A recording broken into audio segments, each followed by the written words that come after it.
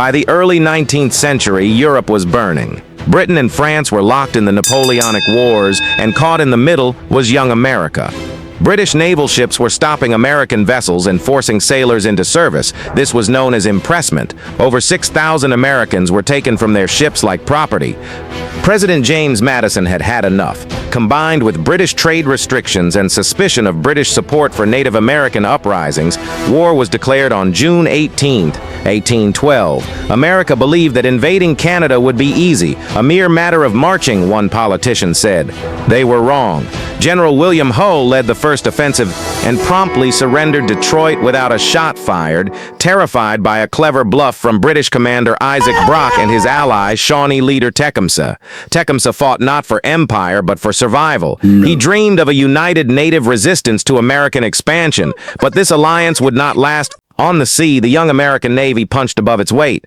In 1812, the USS Constitution, nicknamed Old Ironsides, defeated the British HMS Guerriere in a stunning upset, boosting American morale.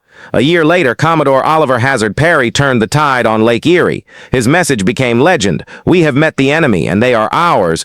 Just weeks after Washington burned, the British attacked Baltimore and Fort McHenry stood in their way. Watching from a British ship was a lawyer named Francis Scott Key. Inspired by the flag still waving at dawn, he wrote a poem that would become the Star-Spangled Banner. In 1814, the British struck back with fire.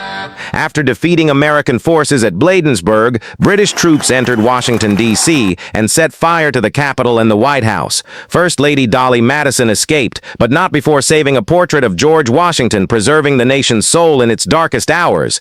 In January 1815, weeks after peace had already been signed, British troops marched on New Orleans. General Andrew Jackson commanded a ragtag force of soldiers, pirates, and freed slaves. Against all odds, they crushed the British in the most lopsided battle of the war. The victory turned Jackson into a national hero and would later catapult him to the presidency.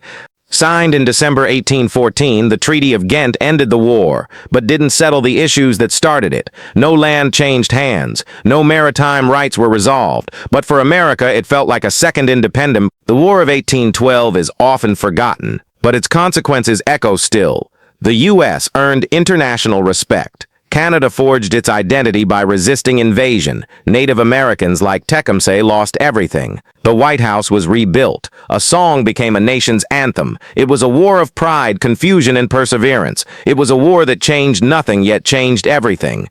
If you enjoyed this story of history's forgotten front lines, subscribe for more. What should we cover next? Let us know below.